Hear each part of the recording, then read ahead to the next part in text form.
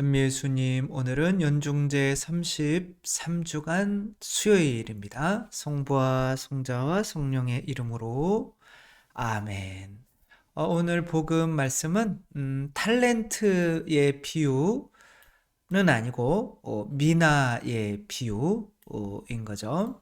마테오 복음에서는 탤런트의 비유가 나오는데 이 세 종들에게 5 탤런트, 2 탤런트, 1 탤런트 이렇게 주고 떠나죠, 주인이. 그렇게 다르게 주고 떠났는데 이제 1 탤런트를 받았던 사람이 차별하는 것 같아서 열받아서 그냥 주인에게 감사한 마음이 전혀 없죠. 그래서 1 탤런트 있는 그대로 가지고 갔다가 지옥 간다. 그런 이야기인데, 미나의 비유는 1 탤런트는 이제 뭐 우리나라 돈으로 따지자면 한 5, 6억 정도 되는 거예요. 그래서 1 탤런트도 결코 작은 돈은 아니죠. 그러나 여기서는 이제 미나의 비유인데, 한 미나씩만 주는데 한 미나는 이제 한 1,000만 원 정도라고 생각을 하면 되는 거죠. 그래서 이제 일단은 그 비슷한 내용인데 다른 것들이 또 어떤 것이 있는지 한번 살펴볼 필요가 있을 것 같아요. 그래서 여기서 루카복음에서 이야기하려고 하는 거는 하느님 나라가 뭔가 빨리 성취되는 줄 아는 사람들을 위한 거예요. 11절 보면 예수님께서 비유 하나를 말씀하셨는데, 예수님께서 예루살렘에 가까이 이르신 데다 이제 돌아가실 때가 다 된 거예요. 그게 이제 하느님 나라에 이제 가셔서 영원한 임금이 돼서 돌아오는 이제 당신의 이야기인 거죠. 사람들이 하느님 나라가 당장 나타나는 줄로 생각하고 있었기 때문이다.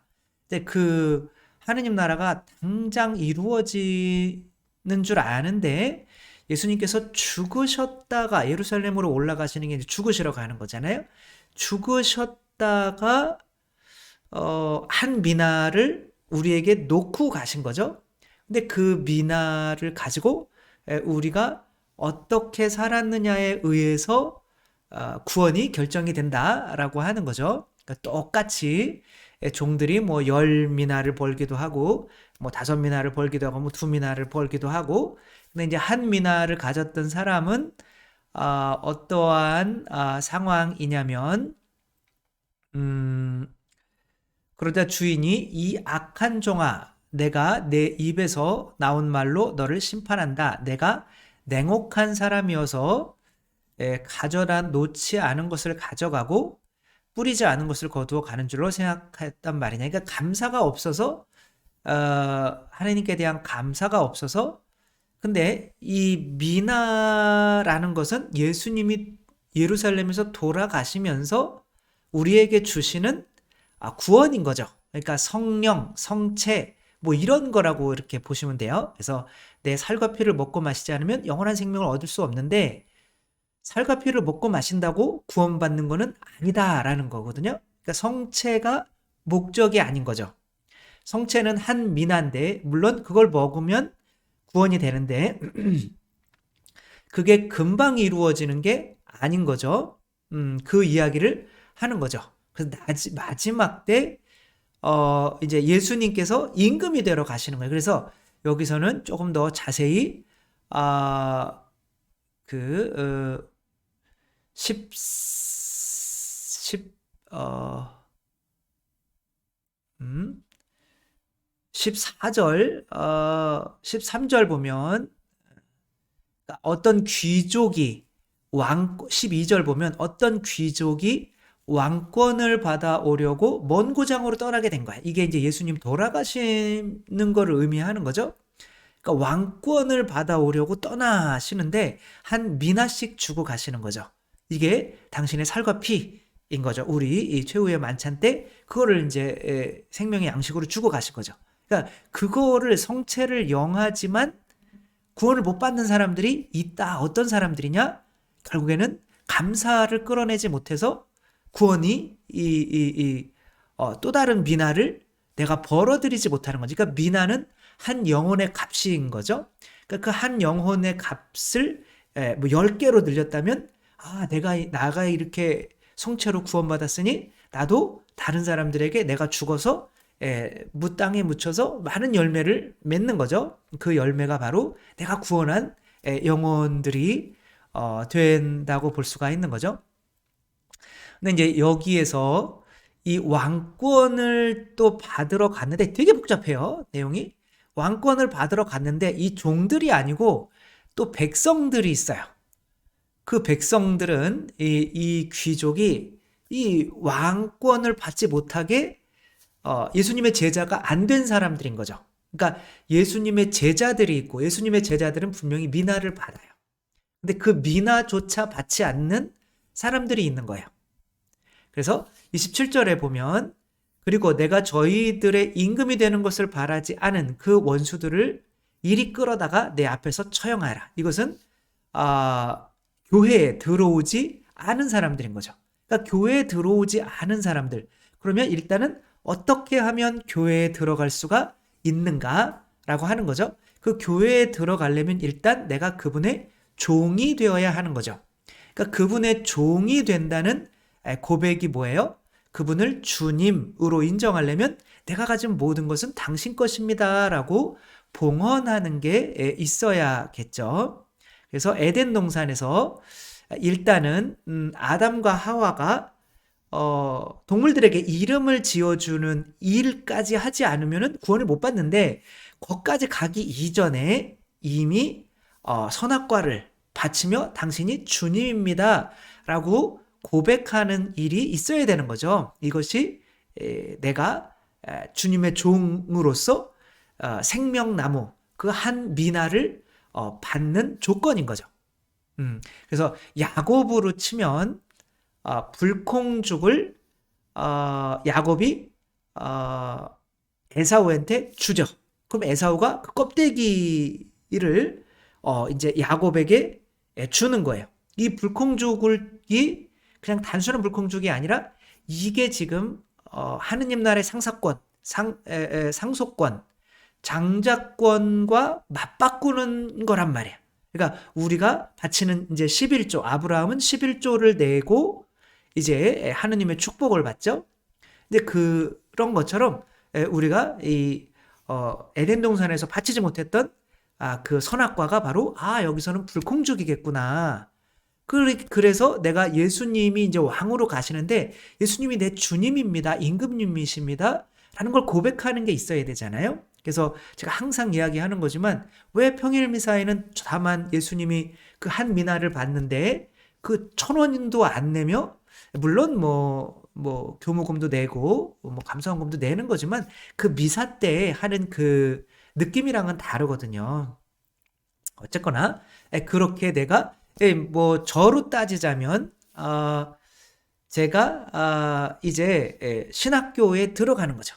하느님의 종으로서 이제는 뭔가를 내가 바쳐야 그분의 종이 되는 거잖아요.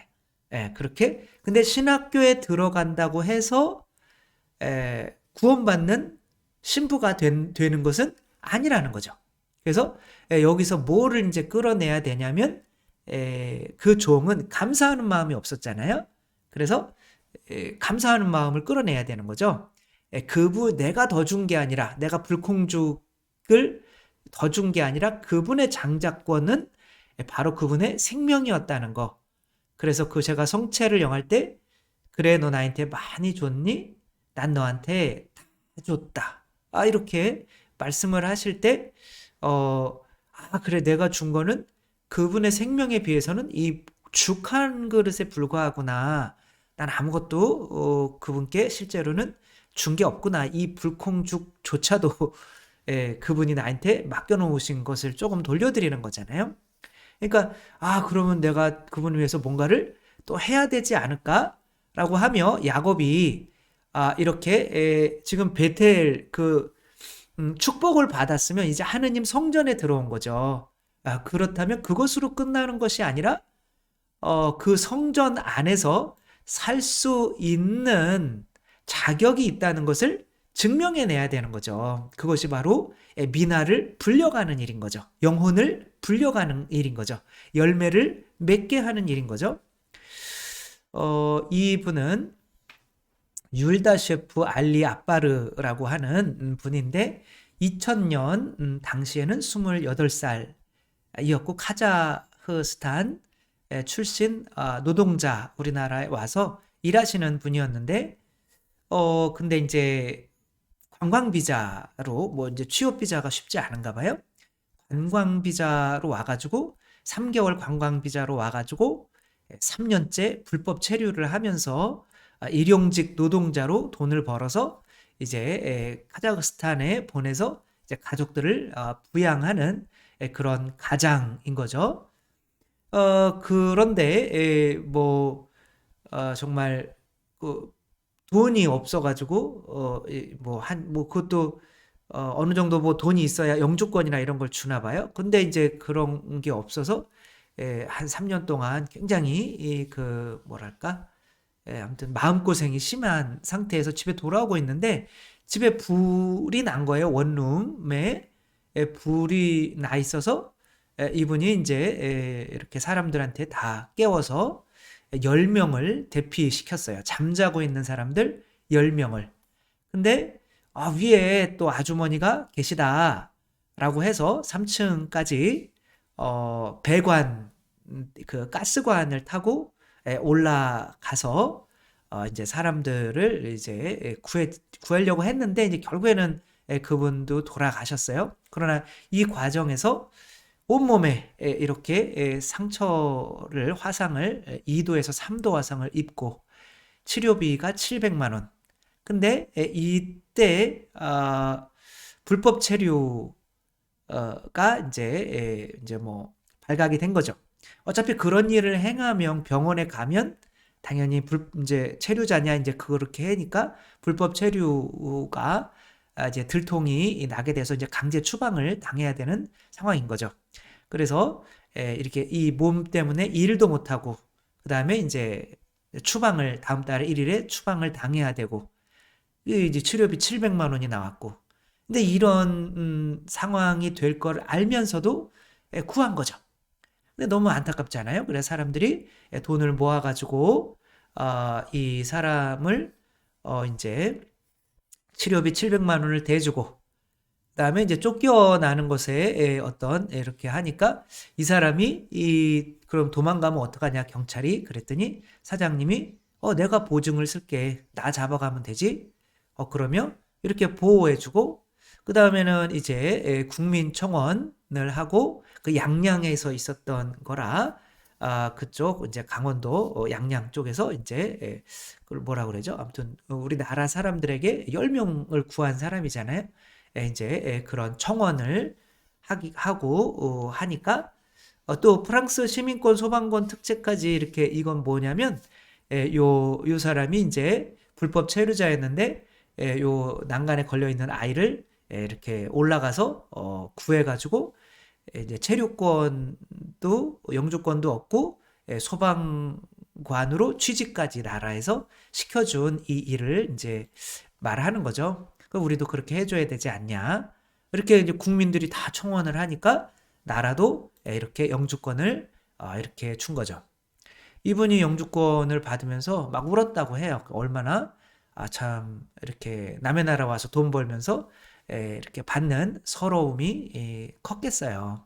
그래서 많이 울고 이제 그랬다고 하는데 그렇게 해서 이제 지금의 꿈은 이렇게 가족들을 이제 데리고 와서 이제 우리나라에서 또 뭐 함께 살아가는 게 꿈이고 아마 그때 뭐 떠나고 또 그 아내하고 이분은 어머니 아버지신 것 같아요. 그리고 자기 아이들 그래서 이제 데려왔죠.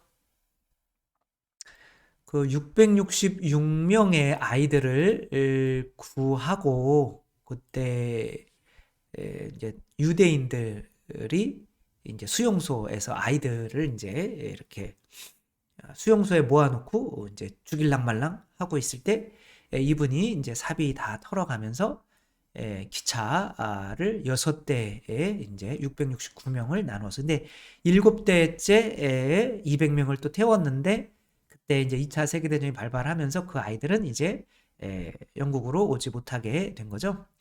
그것이 너무 가슴이 아파서 아내한테도 자기가 669명을 구했다는 이야기를 하지 않았죠. 근데 50년 뒤에 아내가 이제 이제 다락방에서 이제 그 명단을 해서 이제 뭐 이렇게 방송국에서 이제 그때 이분 때문에 살았던 유대인들 지금 뭐 6천 명 이상이 가족이 된 거죠.